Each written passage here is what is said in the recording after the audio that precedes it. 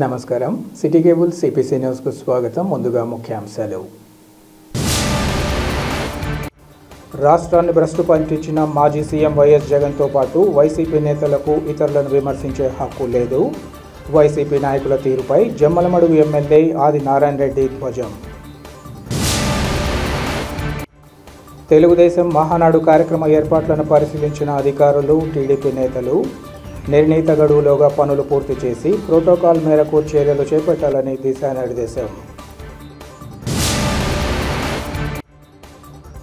కడపలో కరోనా కేసులంటూ కలకలం రేపిన ప్రచారం. నిర్ధారణ కాని కేసులపై ప్రచారం వద్దని ప్రజలకు డిఎంహెచ్ఓ డాక్టర్ నాగరాజు సూచన.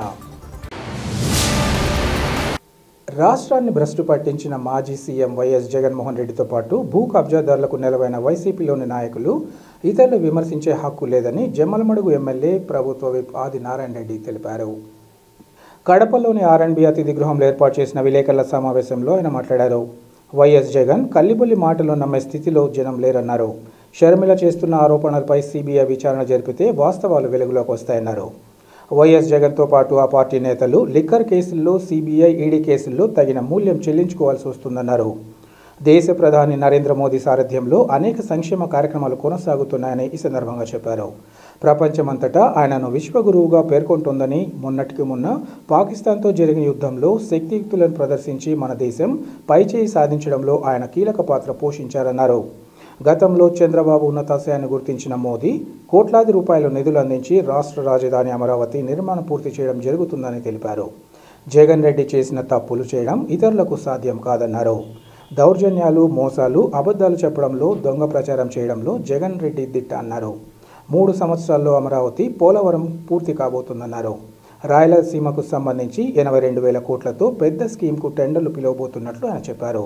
20 లక్షల ఇళ్ల నిర్మాణం కూడా తమ ప్రభుత్వ హయాంలో నిర్మించబోతున్నట్లు ఆయన వివరించారు. ఈ సమావేశంలో పలువురు బీజేపీ నేతలు పాల్గొన్నారు. విశ్వ గురువుగా పేరు, విశ్వకర్మ స్కీమ్ పెట్టాడు. అటువంటి మోడీ గారు మే 2వ తేదీ అమరావతి సందర్భంగా చంద్రబాబు నాయుడు గారిని నేను గతంలో హైదరాబాదులో ఉన్నప్పుడు సీఎంగా గమనించాను. ఉన్నతమైన ఆశయం ఉంది, నేను ఖచ్చితంగా అమరావతి పూర్తవుతుంది, ఈ రాష్ట్రం బాగుపడుతుంది అని చెప్తే అతన్ని జీర్ణించుకోలేకున్నాడు. ఎప్పుడైతే గౌరవ ప్రధానమంత్రి చంద్రబాబు నాయుడు గారిని ఒప్పుకున్నాడో జగన్ రెడ్డిని అత్యంత పనికిమాలిన వ్యక్తిగా చెప్పగానే చెప్పినాడు. ఇది వాస్తవ పరిస్థితి. ఇది అనేక స్కాములు. షర్మిలమ్మ నిన్న ఒక స్టేట్మెంట్ ఇచ్చింది, నీతి నీది, నిజం నీది. అసెంబ్లీకి వచ్చి ఏడ్సు, అసెంబ్లీకి వచ్చి నీ కామెంట్ చేయి, సిబిఐ ఎంక్వైరీ అడగమనేది ఆమె. మేము చెప్తున్నాం, ఈ యొక్క స్టేట్ యొక్క సిట్టు నమ్మకం లేదు, సిబిసిఐడి వాళ్ళు నమ్మకం లేదు. సిబిఐ కోరు కోర్టుకు పోయి అసెంబ్లీ వచ్చి చెప్పు, ఎందుకు కొనలేవు? సిబిఐ చెప్తాంది కదా, ఆమె మీ సొంత చెల్లెళ్ళు, మీ చెల్లెలను దూరం చేసుకుంటూ, మీ అమ్మను దూరం చేసుకుంటూ నీ వల్ల అందరూ సర్వనాశనం, టోటల్ ప్యాకేజే పోయింది, ప్రజలు నాశనం చేసినావు. అప్పులు ఆ రోజు అప్పులు 4.5 లక్షల కోట్లు రాజశేఖర్ రెడ్డి గారు ఉన్నప్పుడైతే అంతా లక్షలోపు, మన చంద్రబాబు నాయుడు గారు ఉన్నప్పుడు 4.5 లక్ష, ఇప్పుడు 5.5 లక్ష. 5.5 లక్ష కోట్లు పెరిగి 10 లక్షల కోట్లకు చేరుకునేది. ఇష్టం వచ్చేట్టు అప్పులు చేసినావు, ఇష్టం వచ్చేట్టు తప్పులు చేసినావు, ఇష్టం వచ్చినట్టు గొప్పలు చెప్పుకుంటున్నావు. అనేక గొప్పలు నీకు చివరికి తిప్పలు తప్పవు, చిప్పకూడదు, తప్పదు జైలుకి పోవడం. నువ్వు ఖచ్చితంగా పోతావు కూడా. ఏమి దాగాలంటే దాగదు. ఒక సినిమాలో ఉంది, హీరోయిన్ పైన హీరోను ప్రేమిస్తాడు, అది చెప్పుకోలేదు. అప్పుడు పాట ఉంది, దాగాలంటే దాగదులే ఇది నిజములే అని.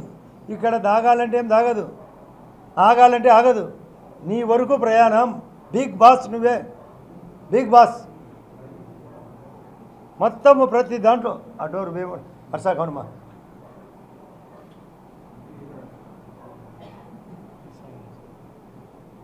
ప్రతి దాంట్లో అంగడి, ప్రతి ఒక్కరూ వైఎస్ఆర్ పార్టీ అంగడి.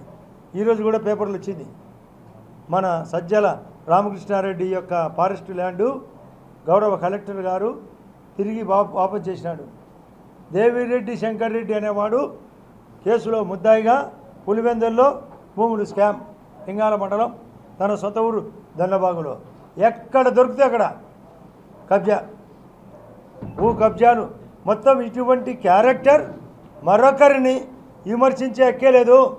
తప్పులెన్ను వారు తమ తప్పులు ఎరగరు. జగన్ రెడ్డి చేసిన తప్పులు అసలు ఎవరికి సాధ్యం కాదు. ఇది ప్రపంచంలోనే ఎవరికి తెలియని విధంగా తప్పులు. ఏదో చెప్తున్నానంట, నా పేరు ఉందే అని, నా సంతకం ఉందే అని. నువ్వు సంత చేసినావు, వ్యవస్థను సంత చేసి నీ సంతకాలేంది ఎవరికి తెలియదు నీది. అందరు చెప్తున్నారు బాసు కోసమే, బాసు చెప్పింటేనే చేసినామని ఓపెన్ డేటా చెప్తున్నారు. అసలు పత్రికలో చూస్తే ఆ డేటా దాదాపు 4 లక్షల ఐటమ్స్ మాఫీ చేసినానంటే ఎంత గొప్ప క్యారెక్టర్. మోసంలో దిట్ట, దౌర్జన్యంలో దిట్ట, అబద్ధాల్లో దిట్ట, దొంగ ప్రచారంలో దిట్ట. బ్రహ్మాండంగా గెలుస్తాం. ఇది party spelling YSR party PRTY, Y తీసేచ్చే, వై అంటే ఇక్కడ వైఎస్ఆర్. పార్టుగా విడిపోయి పార్టీ వైఎస్ఆర్ పార్టీ పార్టుగా విడిపోయి డిస్మాంటిల్ అయి డిసపియర్ కాబోతుంది. అంటే కనపడదు. నేను ఇంతకుముందే చెప్పిన డైనోసార్ పార్టీ డైనోసార్ అని, జగన్ సారు బేకారని, జగన్ సారును నమ్ముకునేటోళ్ళంతా బికారని మరొక భాషలో చెప్పిన వైఎస్ఆర్ పార్టీకి వెరుపురుగు పట్టింది. వైఎస్ఆర్ పార్టీకి అందరూ తోకలు తగులుకున్నట్టు డెడ్వుడ్ మాదిరి ఊరికి అంటుకున్నారు. అందరూ పోయాలే. విజయసాయి రెడ్డి అమ్ముడపోయినాడట. A2 నీతో పాటు అన్ని దానిలో A1 A2 విసుకొచ్చి ఇక చాలు నీతో ఇక చాలు అని ఇమ్మడలేక బయటకు వస్తే అమ్మడపోయినట. అతని పదవి పోయింది. మా బీజేపీ పార్టీలో బాగా సత్యనారాయణ అని ఎవ్వరు ఊహించని విధంగా నిజమైన కార్యకర్తకు ఇవ్వడం జరిగింది. బీజేపీ పార్టీలో కనుక్కోండి. అమ్మడపోయింటే బీజేపీ పార్టీలో అసలు చాలామందికి వ్యక్తిగతంగా అయినా చాలామందికి తెలియదు. కానీ ఒక నిబద్ధత కలిగిన కార్యకర్తగా ఆ యొక్క పార్టీలో స్థానం కలిగించారు. కానీ అతను తనకు సరిపోకుంటే ఏదైనా నింద. ఆ రోజు నేను పార్టీలో బయటకు వచ్చినప్పుడు మమ్మల్ని అందరినీ చంద్రబాబు నాయుడుకు పశువులుగా పందులుగా అమ్మడపోయినారని ఇచ్చాను ఆ రోజు స్టేట్మెంట్. నేను ఆ రోజు స్టేట్మెంట్ ఇచ్చి మేము పందులమైతే నువ్వు ఊరపందివని. అతను ఊరపంది నానాకం తింటుంది, ఏది వదలదు, ప్రతి దాంట్లో దరిద్రమే. ఇటువంటి క్యారెక్టర్ వ్యక్తి రాజకీయాల్లో అన్ఫిట్, ఆ పార్టీ అన్ఫిట్. వాళ్ళు రాజకీయాల్లో మన కడప కడప పేరు కడప అంటే గడ్స్ ఉండేది, కడపకే చెడ్డ పేరు. ఇటువంటి వ్యక్తి వాళ్ళ తమ్ముడు అవినాష్ రెడ్డి అరెస్ట్ కాబోతున్నాడు లిక్కర్లో. మళ్ళీ వాళ్ళ నాన్న జమ్మలోడికి వాసి ఒకడు ఎవరో పేరు కూడా ఉంది, హనుమంతరెడ్డి అంటే వాడు కబ్జాలు తుపాకీతో బెదిరియడం అంటారు, స్థలాల కబ్జా అంతా ఇదే పని. అంటే ఈ విధంగా ప్రతి ఐటెంలో సెంట్రల్ స్టేటు లోకల్ బాడీస్ అన్నీ ఏకమై అభివృద్ధి ఒకవైపు, పురోగతి ఒకవైపు, నీ దరిద్రం రెండో వైపు. నీకెందుకు రోజు స్టేట్మెంటు? ఎట్లా దొరికినావు దొంగ అరెస్ట్ అవుతాడని భయపడి అనుమానపడి ముందుగానే ఉలిక్కిపడి కవర్ చేయడం మొదలైంది. ఇంకోటి మీరు పత్రికలో చూసినా లేదో ప్రతిసారి దేవుడు ఉన్నాడు అంటాడు. దేవుడు సర్వకోటికి ఉన్నాడు. చీమకున్నాడు, దోమకున్నాడు, చెట్టుకున్నాడు, పుట్టకున్నాడు. ఏమి నీకు పేటెంట్ రైటా? నీకు దేవుడు ఉన్నాడంట. ఏమి కవరేజ్ 30 తరాలు కంటిన్యూషన్గా ఉంటాం. వాడు కూడా గొప్ప కావాలా. ఇది మా వైపు. ఇతని దరిద్రం 11 CBI, 9 ED మరియు 5 ఏళ్లలో చేసిన తప్పులు ప్లస్ వివేకానందుడి కేసు 3 స్టెప్పుల్లో మొత్తం అంతా ఇరకపోతున్నారు. నీ పప్పులు ఉడకావు. నీది బేతాల కథ, నీది బట్టి విక్రమార్క కథ. రోజు ఒక అబద్ధం. నీ యొక్క పిల్లి శాపాలకు ఉట్లు తెగావు. ఒకటి సాగుతుంది, పిల్లి పైన పల్లెలో పెరుగుకుండా ఉట్టి మీద కట్టేవాళ్ళు. పిల్లి కోరుకుంటుందంట పైకి పోలేక, ఉట్లు తెగునా మేము పెరుగు తిందామా అని. నీ పిల్లి చేపలకి ఏడ ఉట్లు తెగుతాయి? నీ దరిద్రానికి ఇక్కడెవ్వరు జంకరు. నీకు చెక్కు సూపర్ చెక్కు సూపర్ 6 సూపర్ చెక్కు పెడతాం, సూపర్ 6 అమలవుతుంది. కడప నగర శివార్లలోని పబ్బాపురం వద్ద జరిగే తెలుగుదేశం పార్టీ మహానాడు కార్యక్రమానికి సంబంధించి జరుగుతున్న ఏర్పాట్లను జిల్లా కలెక్టర్ డాక్టర్ శ్రీధర్ చేరుకూరితో పాటు కర్నూలు రేంజ్ డీఐజీ కోయ ప్రవీణ్, ఎమ్మెల్యేలు, టీడీపీ అగ్రనేతలు పరిశీలించారు. మహానాడు ప్రాంగణ అభివృద్ధి పనులు, భద్రతా చర్యలు, వేదికల నిర్మాణం ఇలా ప్రతి అంశాన్ని పరిశీలించి పలు సూచనలు చేశారు. పనులన్నీ చివరి దశకు చేరుకున్నాయని, మిగిలిన పనులను నిర్ణీత గడువులోగా పూర్తి చేయాలని ఆదేశించారు. ముఖ్యమంత్రి జిల్లా పర్యటనలో భాగంగా విధులు కేటాయించిన అధికారులందరూ ప్రోటోకాల్ నిబంధనలను తూచా తప్పక పాటించాలన్నారు. ముఖ్యమంత్రి పాల్గొనే సభా ప్రాంగణం పరిసరాలతో పారిశుద్ధ పనులు పక్కాగా ఉండాలని సంబంధిత అధికారులను ఆదేశించారు. ముఖ్యమంత్రి పాల్గొనే ప్రాంతాలలో కట్టుదిట్టమైన భద్రతా ఏర్పాట్లు పగడ్బందీగా ఉండాలని కలెక్టర్ అధికారులను ఆదేశించారు. మెడికల్ ఎమర్జెన్సీ, ఫైర్, విద్యుత్, పోలీస్, రెవెన్యూ శాఖలు ప్రత్యేకంగా దృష్టి సారించాలన్నారు. పోలీసు యంత్రాంగం నిరంతరం అప్రమత్తంగా ఉంటూ విధులు నిర్వర్తించాలని సూచించారు. మహానాడు కార్యక్రమానికి పెద్ద ఎత్తున ప్రజలు రానున్న నేపథ్యంలో ట్రాఫిక్ ఎలాంటి ఇబ్బందులు లేకుండా చూడాలని సూచించారు.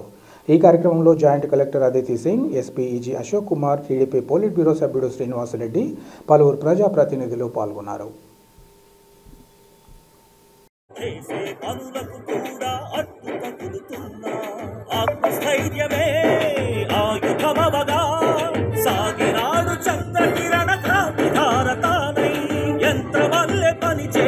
చంద్రన్న అండకుంటే సాధ్యపడనిదేమున్నది, సాధిద్దాం రా. మహనీయుడు జన్మించెను ఆనాడు, అది మహానాడుగా మారెను ఈనాడు.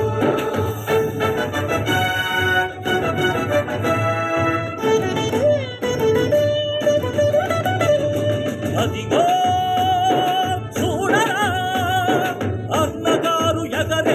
విజయ బావుట, కార్య సాధనే మన కర్తవ్యమని గుర్తు చేస్తూ ప్రజల కొరకు, ప్రగతి కొరకు ఎగురుతున్నది. దివంగత వైఎస్ రాజారెడ్డి ఆదర్శప్రాయుడని దివంగత సీఎం వైఎస్ఆర్ కుటుంబ సభ్యులు కొనియాడారు. వైఎస్ రాజారెడ్డి 27వ వర్ధంతిని ఈరోజు పులివెందులలో ఘనంగా నిర్వహించారు. ఈ సందర్భంగా డిగ్రీ కళాశాల రోడ్డులోని వైఎస్ఆర్ సమాధుల తోటలో గల జయమ్మ, రాజారెడ్డి ఘాట్ వద్ద దివంగత వైఎస్ఆర్ సతీమణి వైఎస్ విజయమ్మతో పాటు ఇతర కుటుంబ సభ్యులు పూలమాలలు వేసి ఘనంగా నివాళులర్పించారు. రాజారెడ్డి పవిత్ర ఆత్మకు శాంతి కలగాలని ప్రత్యేక ప్రార్థనలు ఈ సందర్భంగా నిర్వహించారు. అనంతరం అక్కడున్న ఇతర వైఎస్ కుటుంబీకుల సమాధుల వద్ద పూలమాలలు వేసి నివాళులు అర్పించారు. అలాగే పట్టణంలోని పాత ఎమ్మెల్యే కార్యాలయంలో YCP in charge YS Manohar Reddy, municipal chairman Varaprasad, ఇతర నేతలు వైఎస్ రాజారెడ్డి చిత్రపటానికి పూలమాలలు వేసి ఘనంగా నివాళులు అర్పించారు. ఈ సందర్భంగా వారు మాట్లాడుతూ పెద్దాయనగా పిలిచే రాజారెడ్డి జీవితం ఆదర్శవంతమైందన్నారు. ఎప్పుడు ఎవరు ఏ సమస్యతో ఆయన దగ్గరకు వెళ్లినా అండగా నిలిచేవారని గుర్తు చేసుకున్నారు. ఈ కార్యక్రమంలో పలువురు వైఎస్ఆర్సీపీ నాయకులు, కార్యకర్తలు, అభిమానులు పాల్గొన్నారు.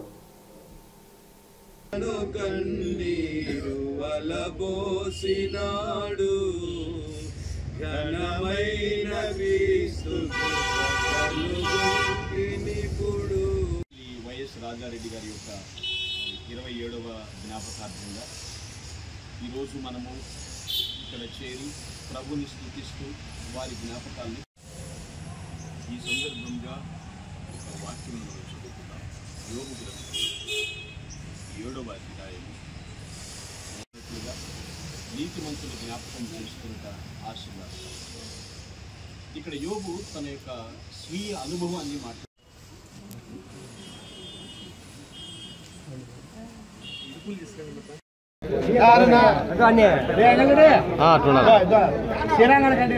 ఓకే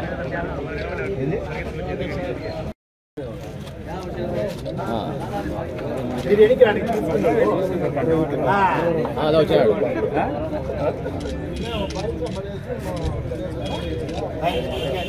రాజారెడ్డి గారు, రాజారెడ్డి గారు, రాజారెడ్డి గారు, రాజారెడ్డి గారు.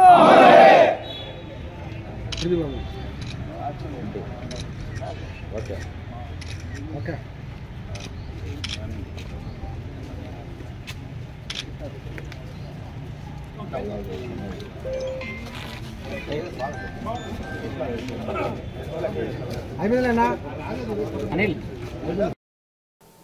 వేంపల్లెలోని రైతు బజార్ను అటు రైతులతో పాటు ఇటు ప్రజలకు ఉపయోగపడేలా తగిన చర్యలు చేపడతామని రైతు బజార్ల రాష్ట్ర సీఈఓ మాధవీలత తెలిపారు.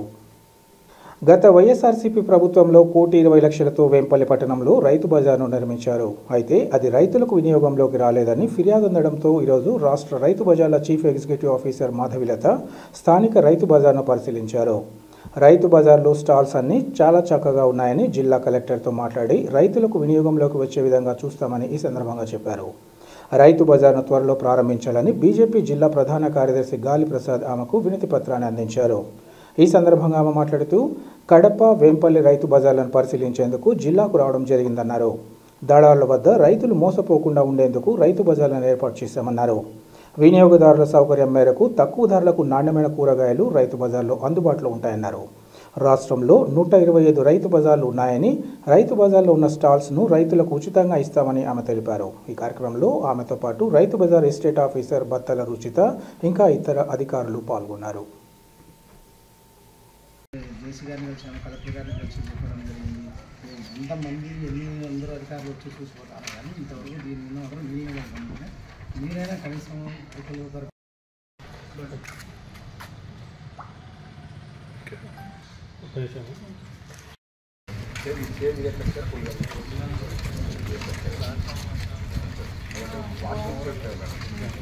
అంటే ఈ బాటిల్ బెటరా కింద కూర్చొని అమ్మడం బెటరా? స్థలం ఉంది. ఈ రూమ్స్ కూడా మేడం దాదాపు ఇవన్నీ ఉన్నాయి. రూములు ఉన్నాయి. 8 రూములకు కూడా దాదాపు 24 అప్లికేషన్ వచ్చినాయి మేడం. కేవలం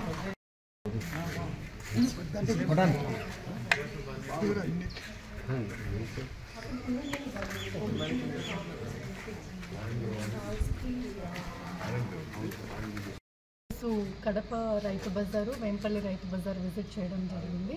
అయితే రైతు బజార్లలో ముఖ్యంగా రైతులు డైరెక్ట్గా దళారులతో మోసపోకుండా డైరెక్ట్గా వాళ్ళు పండించిన పంటని అమ్ముకోవడానికి రైతు బజార్లు పెట్టడం జరిగింది. కాబట్టి అదేవిధంగా కన్జ్యూమర్స్ కూడా ఎవరైతే కొంటారో ఆ కొనుగోలుదారులకు కూడా మంచి తక్కువ రేట్లో మంచి వెజిటబుల్స్, ఫ్రెష్ వెజిటబుల్స్ అమ్మాలి అనే ఉద్దేశంతో రైతు బజార్లు పెట్టడం జరిగింది.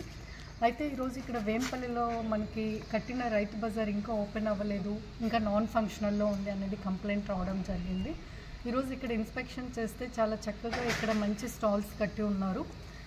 ఇది కలెక్టర్ గారితో, జాయింట్ కలెక్టర్తో మాట్లాడి ఒకసారి ఇది ఫంక్షన్లోకి ఎలా తీసుకురావాలి, ఇక్కడ చెప్పడం ఏంటంటే దగ్గరలో ఒకటి పంచాయత్ ల్యాండ్ కూడా ఉంది, అక్కడ కూడా ఆప్షన్ చేస్తున్నారు అని చెప్పారు. సో ఈ రెండింటినీ సమన్వయం చేసుకుంటూ ఇది ఎట్లా ప్రజలకు ఉపయోగంలోకి తీసుకొని రావాలి అనేది కూడా వర్కౌట్ చేసి తొందరలో ఇది ఉపయోగంలోకి తీసుకొని రావడం జరుగుతుంది. టోటల్గా 125 రైతు బజార్లు ఉన్నాయి రాష్ట్రంలో. అంటే వీటిలో మనం ఆదాయం కాదు, ముఖ్యంగా ఇదేంటి అంటే రైతులకి ఫ్రీగా ఇవ్వడం జరుగుతుంది. ఫ్రీగా స్టాల్స్ ఇస్తాము. ఇందులో కొన్ని స్టాల్స్ మనము రెంటెడ్ బేసిస్ పెడతాం, ఎందుకంటే ఆ రెంట్తోనే ఆ రైతు బజార్లు కూడా అది సస్టైన్ అవ్వాలి. ఎలక్ట్రిసిటీ బిల్ కానీ అక్కడ ఉన్న ఎస్టేట్ ఆఫీసరు, సూపర్వైజర్స్కి వాళ్ళకి కూడా శాలరీస్ ఇవ్వడం జరుగుతుంది. సో ప్రతి రైతు బజార్ కూడా అక్కడ రైతులకు అందుబాటులో ఉండేటట్లు పెట్టడం జరుగుతుంది. టోటల్గా ఇలాంటివి రాష్ట్రంలో ఎన్ని ఉన్నాయనేది స్టడీ చేయడం జరుగుతుంది. అందులో భాగంగానే ఈరోజు విజిట్ చేశాము. అట్లా నాన్ ఫంక్షనల్గా ఉన్న రైతు బజార్స్ అన్నీ కూడా ఫంక్షనల్లోకి తీసుకొని రావడం జరుగుతుంది. త్వరలో అంటే ఇప్పుడే కదా స్టార్ట్ చేశాము, సో త్వరలో definitely this will be open for the farmers. Kadapa నగరంలోని సిఎస్ఐ కాంపౌండ్లో గల న్యూ మోడల్ స్కూల్ విషయంగా జరుగుతున్న ప్రచారంలో ఏమాత్రం వాస్తవం లేదని, ఒప్పందం మేరకు పాఠశాల స్థలాన్ని తాము స్వాధీనం చేసుకోవడం జరిగిందని సిఎస్ఐ రాయలసీమ డయాసిస్ ప్రతినిధులు తెలిపారు. కడప నగరం సిఎస్ఐ కాంపౌండ్లో గల డయాసిస్ కార్యాలయం వద్ద ఏర్పాటు చేసిన మీడియా సమావేశంలో వారు మాట్లాడారు. గతంలో సిఎస్ఐ కాంపౌండ్లోని బాయ్స్ హాస్టల్ ఉండగా సుమారు 40 సంవత్సరాల క్రితం ఆ హాస్టల్ను నిలిపివేయడం జరిగిందన్నారు. ఈ క్రమంలో కనికర్ అనే వ్యక్తికి ఆ స్థలంలో పాఠశాల నిర్వహణకు కేటాయించడం జరిగిందని, న్యూ మోడల్ స్కూల్ పేరుతో విద్యాసంస్థను నిర్వహిస్తూ సంబంధిత వ్యక్తి మృతి చెందారన్నారు. ఈ క్రమంలో షర్మిల అనే మహిళ ఆ విద్యాసంస్థను నిర్వహిస్తామని ముందుకు రావడం జరిగిందని, అయితే విద్యాసంస్థల గోడలు కూలిపోయే స్థితిలో ఉన్నందున తాము నిరాకరించినప్పటికీ ఆమె వినతి మేరకు సంవత్సర కాలం పాటు అగ్రిమెంట్ చేసుకున్న కారణంగా విద్యాసంస్థకు ఇవ్వడం జరిగిందన్నారు. ఇందులో భాగంగా గత విద్యా సంవత్సరం ముగిసిన కారణంగా స్థలాన్ని స్వాధీనం చేసుకున్న చర్యలు చేపట్టామన్నారు. విద్యాసంస్థ కార్యాలయం జోలికి తాము వెళ్లలేదని, శిథిలావస్థలోని భవనాలను మాత్రమే పడగొట్టామన్నారు. ఈ విషయంగా బిషప్ ఆయన కుమారుడిపై ఆరోపణలు చేయడాన్ని తీవ్రంగా ఖండిస్తున్నామన్నారు. డయాసిస్కు సంబంధించిన సమావేశంలో చర్చించిన తర్వాతే భవనం పడగొట్టాలని నిర్ణయించామన్నారు. శిథిలావస్థ భవనం కారణంగా విద్యార్థులకు ప్రమాదం జరగకూడదని నిబంధనల మేరకు తాము నడుచుకున్నట్లు వారు వివరించారు. సిఎస్ఐ బాయ్స్ హాస్టల్ పూర్వం దాదాపు 40 సంవత్సరాల క్రితం అది బాయ్స్ హాస్టల్ ఆపివేయబడింది. ఆ తర్వాత టెనెంట్ బాడెక్కు బ్యూలా కనికర్ అనే వ్యక్తికి ఇచ్చి ఉన్నాము. వాళ్ళ స్కూల్ కొరకై న్యూ మోడల్ స్కూల్కు రెంట్కి ఇచ్చి ఉన్నాం. వాళ్ళు కొన్ని సంవత్సరాలు నడుపున తర్వాత స్కూల్ ఆపేసి మొత్తం ఆ కాంపౌండ్ అంతా ఆ స్కూల్ కాంపౌండ్ తిరిగి రాయలసీమ డయాసిస్ అధికారులకు బిషప్ తండ్రి గారికి అప్పచెప్పి ఉన్నారు. ఆ తర్వాత మేము ఎవరికి కూడా ఇవ్వలేదు. ఆ తర్వాత మరి షర్మిల అనే సహోదరి ఇప్పుడు స్కూల్ నడిపిస్తున్నటువంటి కరస్పాండెంట్ గారు వారితో మాట్లాడుకొని వచ్చి సబ్లీజ్కు మాకు తెలియకుండా మాట్లాడుకొని వచ్చి తిరిగి మమ్మల్ని 1 సంవత్సరం పిల్లల భవిష్యత్తు కొరకై రెంట్కు ఎక్స్టెండ్ చేయమంటే 1 సంవత్సరం పాటు ఇవ్వడం జరిగింది.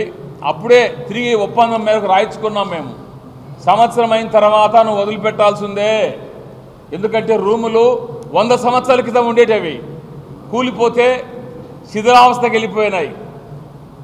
పిల్లలకి ఏమన్నా అయితే మాకు చెడ్డ పేరు వస్తుంది అనే ఉద్దేశం చేత వారితో ఒప్పందం రాయించుకొని 1 సంవత్సరం కొరకై లీజుకి ఇచ్చి ఉన్నాం.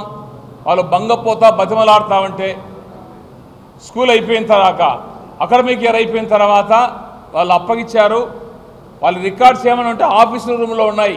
ఆఫీస్ రూమ్ ఎవరు తగలే, అది అట్లే ఉంది. మిగతా రూములు శిథిలావస్థ రూములను పడగొట్టడం జరిగింది. దీన్ని బేస్ చేసుకొని బిషప్ గారి మీద కుమారుడి మీద ఆరోపణలు చేసి వాళ్ళు పడగొట్టారని ప్రాపర్టీ బోర్డులో డిసైడ్ చేశాం. శిథిలావస్థలో ఉందని పడగొట్టాలని ఎగ్జిక్యూటివ్ మీటింగ్లో రెజల్యూషన్ చేశాం. ఈ సంవత్సరం తప్పకుండా దాన్ని పడగొట్టాలి, శిథిలావస్థలో ఉంది, పడిపోతే పిల్లల భవిష్యత్తుకు పిల్లల ప్రాణాలకు హాని జరుగుతుందని. కాబట్టి ప్రాపర్టీ బోర్డు ఎగ్జిక్యూటివ్ బోర్డులో మీటింగ్లో డిసైడ్ చేసిన తర్వాత పడగొట్టడం జరిగింది. కానీ అదేదో బిషప్ తండ్రి గారి మీద కొడుకు మీద నిపాలేసి తర్వాత ఎఫ్ఐఆర్ బుక్ చేసి మేము ఖండిస్తూ ఉన్నాం.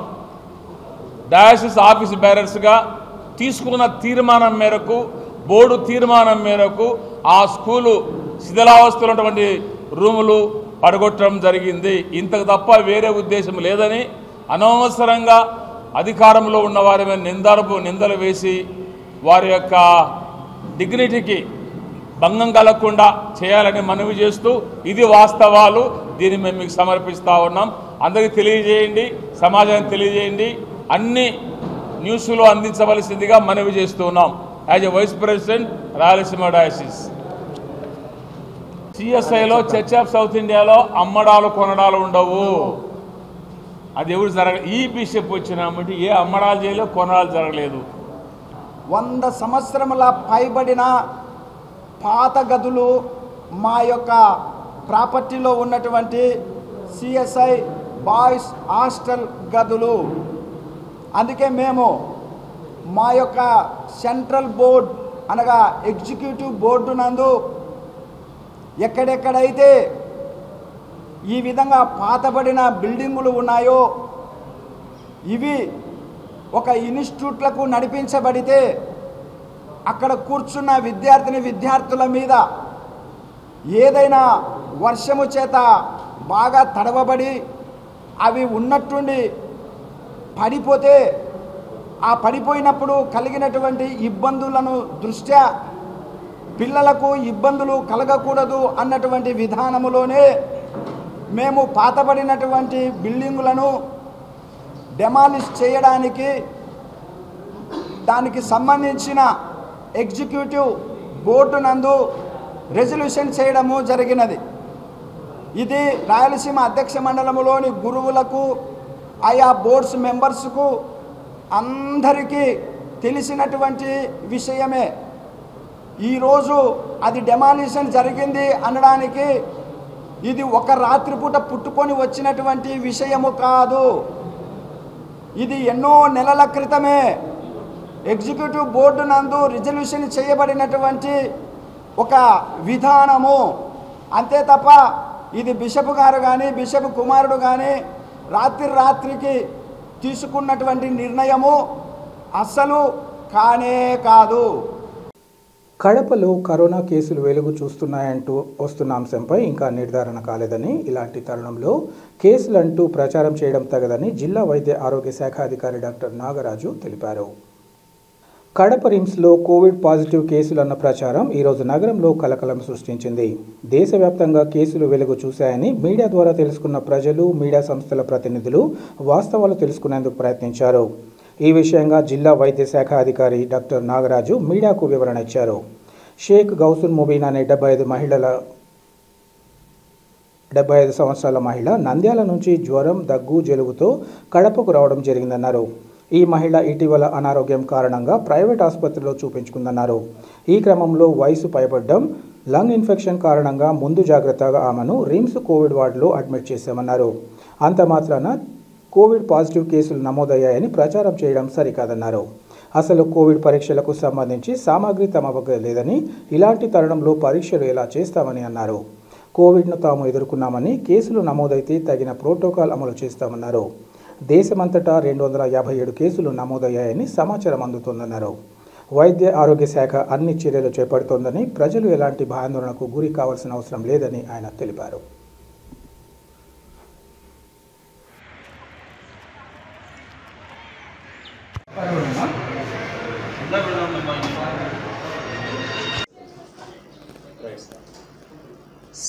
షేక్ గౌసిన్ మొబిన్ అనే ఒక 75 ఇయర్స్ లేడీ నంద్యాల నుంచి కాఫ్ అండ్ కోల్డ్ ఫీవర్తో వచ్చింది.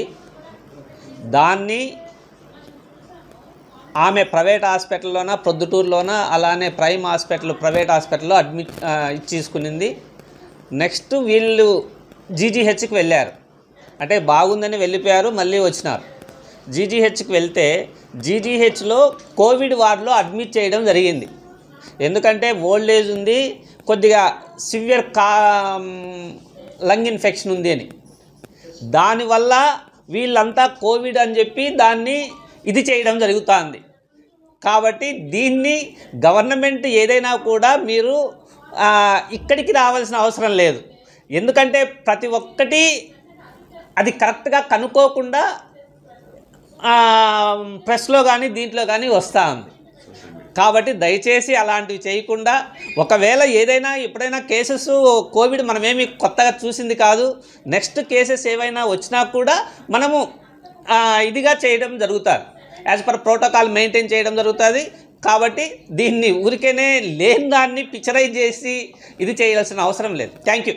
మహానాడుకు సంబంధించింది మహానాడు జరుగుతుంది కదా, మహానాడులో ఏదైనా కోవిడ్కి సంబంధించిన ఏదైనా క్యాంప్ పెట్టడానికి అవకాశం ఉందా లేదా? అంటే మామూలుగా మనం కోవిడ్ ప్రోటోకాల్స్ కంపల్సరీ మెయింటైన్ చేస్తాం. మనం టెస్ట్ చేయలేదు సార్, టెస్టింగ్ కూడా పెడతాం కావాలని ఎవరికైనా ఇది ఉంటే. ఇంకా విషయం ఏంటంటే మనకి కోవిడ్ టెస్టులు చేయడానికే లేదు, ఇంకా రాలేదు. ఇప్పుడు ఎందుకంటే ఇంతకుముందు ఉండింది కానీ ఇప్పుడు కోవిడ్ ఎక్కడా లేదు కాబట్టి కోవిడ్ టెస్టులు చేయడానికే లేదు. అలాంటిది మనం పాజిటివ్ అని టక్కన చెప్పి దాన్ని ఇది చేయడం కూడా కరెక్ట్ కాదు. కాబట్టి మహానాడు ఇలాంటివి వస్తున్నాయి కాబట్టి ఇంకా కూడా వీలైతే అవి తెప్పించుకొని మేము ర్యాపిడ్ టెస్ట్ కావాలంటే మేము కోవిడ్ ఇది కూడా చేయడం జరుగుతుంది. మహానాడు ఇంకా టెస్టులు చేయలే, టెస్టులు చేయడానికి లేవు, అవి మెటీరియల్ లేదు. ఇప్పుడు కూడా వచ్చిన దాదాపు 257 కేసెస్ మనకి త్రూఅవుట్ ఇండియా రిపోర్ట్ కావడం జరిగింది. ఈ కేసెస్ చాలా మైల్డ్గా ఉంటున్నాయి. ఎవరు పబ్లిక్ ఏమీ భయపడాల్సిన అవసరం అయితే లేదు. జిల్లాలోని వేంపల్లెలో గల శ్రీ వృషభాచలేశ్వర స్వామి దేవస్థానం అనుసంధానంలో గల శ్రీ ఆంజనేయ స్వామి ఆలయంలో హనుమ జయంతి ఉత్సవాలు అంగరంగ వైభవంగా నిర్వహించారు. ఈ సందర్భంగా ఆలయ ఈవో విశ్వనాథ్ రెడ్డి మాట్లాడుతూ దేవాదాయ శాఖ మరియు హిందూ బంధువుల ఆధ్వర్యంలో ఉత్సవాలు కొనసాగాయన్నారు. ఈ సందర్భంగా ఆలయ అర్చకులు హరిప్రవీణ్ నేతృత్వంలో ఉదయం ఆలయంలో మూలవర్లకు వేద మంత్రోచ్చరణలతో పంచామృతాభిషేకాన్ని నిర్వహించారు. స్వామివారిని పంచలోహ కవచంతో అలంకరించి భక్తులకు దర్శన భాగ్యాన్ని కల్పించారు. సాయంత్రం కోలాహలంగా ముత్యాల పల్లకిలో అంజనీపుత్రుని గ్రామోత్సవాన్ని నిర్వహించారు. వేంపల్లె పట్టణంలోని పురవీధులు కాషాయ జెండాలతో జై శ్రీరామ్ జై హనుమాన్ నినాదాలతో మార్మోగాయి. మంగళ వాయిద్యాలు, డప్పులు, కోలాటం, బాణసంచ నడుమ ప్రధాన వీధుల గుండా ఈ గ్రామోత్సవం కొనసాగింది. దాతల సహకారంలో 3000 మందికి అన్నదాన కార్యక్రమాన్ని చేపట్టారు. ఈ గ్రామోత్సవంలో పలువురు ప్రముఖులతో పాటు పెద్ద సంఖ్యలో భక్తులు పాల్గొని స్వామివారి పట్ల తమ భక్తిని చాటుకున్నారు.